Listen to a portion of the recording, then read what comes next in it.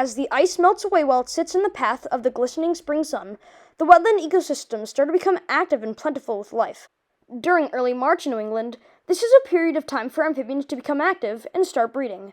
And if you are ever near a pond during this time, chances are you're going to come across one of the first amphibians that come out of brumation, the eastern newt.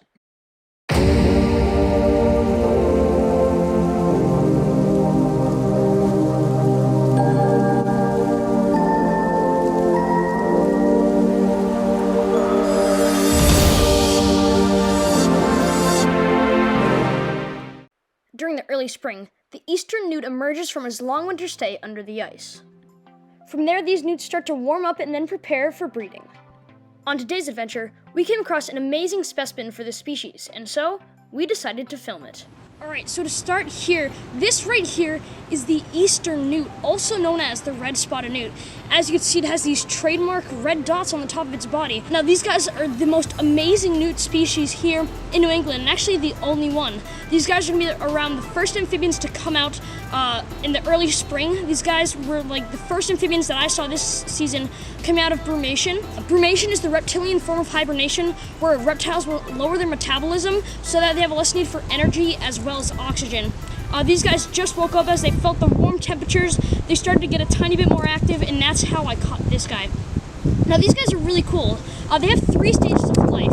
First stage is going to be the larval stage, where these guys are like little tadpoles, like little salamander tadpoles, and they're going to be having external gills during this time period of their life, and so they'll be living in the water and taking oxygen from those gills. From there, once they get older, they will then go into a terrestrial stage, or the F stage of the newt's life.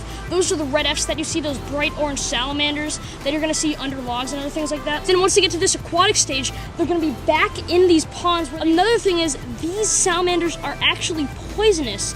These guys have a slight poison that can affect smaller animals like a mouse.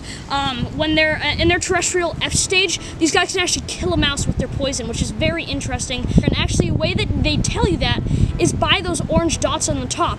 And when they're in the F stage, by that bright orange body. It's called an aposematic coloration, or coloration that tells a predator that they're dangerous. And so like, oh, you don't want to go near me. I'm a dangerous little newt. I can kill you because I am very poisonous. And they are to smaller animals. So they're just such a unique species of salamander.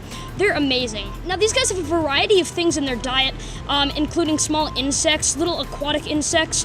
When they're on land, they'll be eating little worms and other things like that. Just basically anything these guys can get and fit into their mouths. Now, these guys can be taken by a variety of things, including fish, snakes, turtles, predatory birds, basically anything that can fit these guys in their mouths. However, you do have to remember that these guys are poisonous, so that helps them survive against predators. Such a really cool animal species.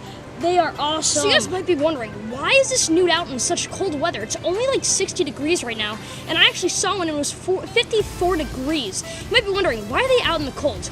Well, right now in early March to early June, these amphibians are going to be breeding. And these are one of the first amphibian species to go out and start breeding. They're going to be breeding in either these ponds, these small little ponds behind me, man-made ponds, or even vernal pools. And you might notice something with this newt, that it has this tiny little, it has this pretty long tail that's just as long as the body. That tail is used as a rudder to propel through the water, as when these guys are adults, they are aquatic. So they're going to need something to help propel them through the water, and that's what this tail is used for. It's a rudder-like tail that's going to help them survive in these aquatic ecosystems. And their habitat behind me here, this is a perfect example of what this newt's habitat is going to be like. And that's why these newts are thriving here. These guys are going to like smaller ponds where there's not a lot of predators, but a lot of prey. So a lot of insects, but not too many fish, because these guys do want to survive. This is just such a unique salamander species. We're going to get some B-roll shots of this guy, and then we're going to go release him. Pretty cool. Well, guys, that's going to be it for today's episode, all about the eastern newt, or the red spotted newt, whatever you want to call it. Thank you all so much for watching, and remember that you are always welcome to the wilderness. We'll see you guys next time. All right, first release of 2021. See you later, little guy. There he goes, back into the water. Awesome find, guys. That is awesome.